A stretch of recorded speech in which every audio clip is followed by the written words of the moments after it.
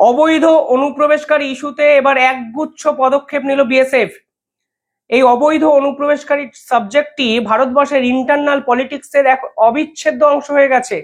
পাশাপাশি বাংলাদেশের সরকারের সৌজন্যে সীমান্তে গুলি চালানো, বিএসএফ এর প্রোঅ্যাক্টিভনেস এবং অবৈধ বাংলাদেশি, এই টপিকগুলো আন্তর্জাতিককরণ করা হয়েছে অত্যন্ত সুনিপুণ দক্ষতায়, যার ফলও বাংলাদেশ সরকার কিছুদিন আগে পেয়েছে। আপনারা দেখেছেন আমেরিকার হিউম্যান রাইটস ওয়াচ তারা সীমান্তে ভারতের ভূমিকা নিয়ে সরাসরি প্রশ্নচিহ্ন তুলেছে এবং আন্তর্জাতিক একাধিক দেশ বিএসএফ এবং ভারত সরকারের এই ভূমিকা নিয়ে অনেক বড় বড় লেকচার কিন্তু দিতে শুরু করে দিয়েছে।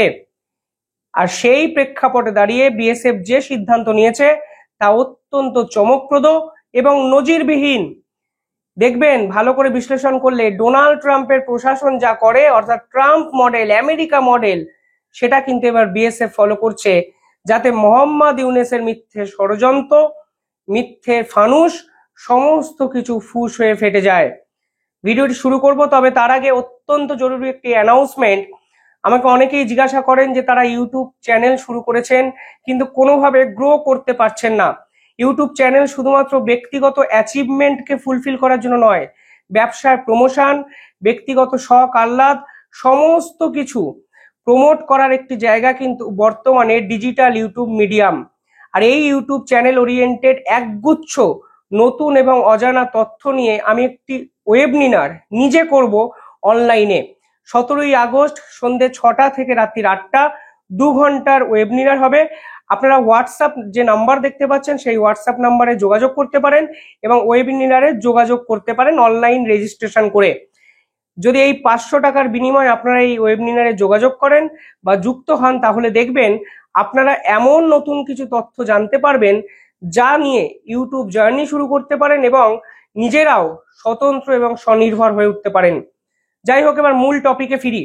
কালকে বিএসএফ এর পক্ষ থেকে জানা যাচ্ছে সীমান্তে যে সকল ভারতীয় সেনাবাহিনী পাহারা দেন তাদের গায়ে 500টি ছোট্ট ক্যামেরাকে বসাতে চলেছে ভারত সরকার। কিন্তু হঠাৎ করে ক্যামেরা কেন এবং কোন ক্যামেরা ব্যবহার করা হবে? কালকে একটি সার্কুলার জারি করা হয়েছে, সেখানে বলা হয়েছে সীমান্ত রক্ষীদের গায়ে ছোট ক্যামেরা ইনস্টল করবে ভারত সরকার। ক্যামেরার মডেল হলো 2500 BWCS। এই ক্যামেরায় স্মল ব্যাটারি থাকবে এবং ডিজিটাল পোর্টেবল ক্যামেরা থাকবে, অর্থাৎ যে সকল অনুপ্রবেশকারী বাংলাদেশ থেকে ভারতবর্ষে ঢোকার চেষ্টা করছেন তাদের রিয়েল টাইম ডাটা কিন্তু কালেক্ট করছে বিএসএফ। রিয়েল টাইম ডাটা কেন, এরও একটা ব্যাখ্যা আছে, আমি বলবো। তবে তার আগে যে ক্যামেরা ইউজ করা হচ্ছে সেখানে কিন্তু নাইট রেকর্ডিং মোডও থাকবে, অর্থাৎ নাইট ভিশনও থাকবে। কারণটা কি? কারণটা হলো এতদিন ধরে বাংলাদেশ সরকার কি দাবি করেছে যে অনুপ্রবেশকারী ইস্যুটাই নেই, বাংলাদেশ থেকে কেউ ভারতে ঢোকার চেষ্টা অবধি করছে না। তা সত্ত্বেও বিএসএফ গুলি চালাচ্ছে। ইচ্ছাকৃত বিএসএফ বাংলাদেশের টেরিটরিতে ঢুকে বেছে বেছে সাধারণ নিরীহ মানুষদের মারছে। কিন্তু বিএসএফ বারবার বলছে আমরা যে গুলি চালাচ্ছি তার রাইট টু সেলফ ডিফেন্স এবং right two national security. Self defence কেন? কারণ ম্যাক্সিমাম ক্ষেত্রে একটা ট্রেন্ড দেখা যাচ্ছে যে বিএসএফ যখনই দলবদ্ধ কোনো মানুষদের আটকাচ্ছে তখন কিন্তু তারা বিএসএফ এর উপর পাল্টা ছুরি মারছে, পাথর ছোড়ার চেষ্টা করছে এবং বিএসএফ এর উপর পাল্টা নির্যাতন করছে। সেই ডাটাও কিন্তু বিএসএফ এর পক্ষ থেকে প্রকাশ করা হয়েছে। অর্থাৎ এবার সরাসরি ভিডিও রেকর্ডিং হবে, মোহাম্মদ ইউনূসের মুখের উপর জবাব দেওয়া হবে এবং বলা হবে দেখো এই তোমার বাংলাদেশি নাগরিক যাদেরকে তুমি প্রশ্রয় দিচ্ছ, তুমি বিএসএফ এর বিপক্ষে লেলিয়ে দিচ্ছ এবং তোমার border of guard of Bangladesh দাঁড়িয়ে দাঁড়িয়ে দেখছে ঘুষ নিয়ে এরা বাংলাদেশের মানুষকে ভারতের সীমান্তে অব্দি পৌঁছে দিচ্ছে। এতদিন ধরে বাংলাদেশ সরকার এই মিথ্যে বেসাতিটি করে আন্তর্জাতিক স্তরে বাজার গরম করার চেষ্টা করেছেন। এই রেকর্ডিং এর পর বিএসএফ কিন্তু এই ষড়যন্ত্রের সমস্ত ফানুস খুলে দিতে পারে এবং যারা ভারতের বিপক্ষে সীমান্ত সুরক্ষা, সীমান্ত হত্যা, বিএসএফ এর দায়ভার নিয়ে একাধিক বড় বড় মানবাধিকার কমিশনের রিপোর্ট প্রকাশ করেছে তাদেরকে বলে দেওয়া হবে এই দেখুন ভিডিও, এই দেখুন ছবি, দিনের পর দিন আমাদের উপর পাথর ছোড়া হচ্ছে, আমাদেরকে আক্রমণ করা হচ্ছে এবং সব থেকে ইম্পর্টেন্ট বিষয় হলো আমাদের দেশের জাতীয় সুরক্ষা নিয়ে ছেলেখেলা করা হচ্ছে। কালকে একটি রিপোর্ট করেছিলাম, আপনারা অনেকেই দেখেছিলেন যে এখন সোনা রূপো গরু ছেড়ে ভায়াগ্রা ট্যাবলেটকে ওদেশ থেকে বাংলাদেশ থেকে ভারতবর্ষে ঢোকানোর চেষ্টা করা হচ্ছে। স্পেসিফিক কিছু রাজ্যকে টার্গেট করা হচ্ছে, তার মধ্যে বাংলার রাজ্যরা আছে, ত্রিপুরা, আসাম।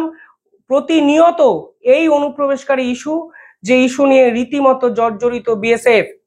তথ্য কি বলছে? তথ্য বলছে শেষ 7-8 মাসের ডাটা কালকে এসছে, প্রকাশ হয়েছে। 77টি অ্যাটাক হয়েছে বিএসএফ এর উপর। ভারতের সেনাবাহিনী যারা আমাদের দেশকে সুরক্ষিত করেন, রাখেন সুরক্ষিত, তাদের উপর 77টি অ্যাটাক হয়েছে। বিএসএফ কেন গুলি চালাবে না? বিএসএফ কি মানে মানুষ মানে পাথর ছোড়ার একটা উপাদান? 77টি অ্যাটাক হয়েছে 2024 থেকে 6 মাসে। পাশাপাশি এবছর প্রথম 6 মাসে অলরেডি 35টি অ্যাটাক হয়ে গেছে। এ হলো অফিসিয়াল ডাটা, আনঅফিসিয়াল হয়তো 1-2টো থাকতে পারে, আপনারা জানেন। কিন্তু এই যে টোটাল অ্যাটাকের পরিমাণ যদি করেন তাহলে হচ্ছে 77 প্লাস 35, প্রায় 110-12টির কাছাকাছি অ্যাটাক বিএসএফ এর মানে এই জওয়ানদের উপর করা হয়েছে। এ তো ভাবাই যাচ্ছে না কেন বিএসএফ এর উপর এইভাবে নৃশংস আক্রমণ করা হচ্ছে বাংলাদেশিদের পক্ষ থেকে। এই প্রশ্নের উত্তরটা কে দেবেন? এবার ক্যামেরা চলে এসছে, উত্তর তাদেরকে আন্তর্জাতিক স্তরে দিতে হবেই। অর্থাৎ মোহাম্মদ ইউনূস যে চাল চেলে বাংলাদেশের এই যে পরিকাঠামোর বিপরীতে গিয়ে মানে ব্যর্থতাকে ঢাকতে বিএসএফ কে আন্তর্জাতিকরণের চেষ্টা করেছিলেন, বিএসএফ এবার সেই পথে হেঁটেই বাংলাদেশ সরকারের মুখোশটা আন্তর্জাতিক স্তরে খুলতে চললো শুধুমাত্র একটা ছোট্ট স্টেপে। তথ্য কি বলছে? তথ্য বলছে শেখ হাসিনা যখন চলে গেছেন আগস্ট থেকে 2024-এর বাকি যে 4-5 মাস বাকি ছিল, সেখানে এই অনুপ্রবেশকারী সংখ্যা ছিল 3473 জন, অফিসিয়াল ডাটা। এবছর প্রথম 6 মাসে এই সংখ্যাটা গিয়ে দাঁড়াচ্ছে 4904 জন, অফিসিয়াল ডাটা। আমি বারবার বলছি এর তথ্য অফিসিয়ালি কালকে প্রকাশিত হয়েছে। অর্থাৎ অনুপ্রবেশের সংখ্যা লাফিয়ে লাফিয়ে বাড়তে শুরু করেছে কিছু ক্ষেত্রে।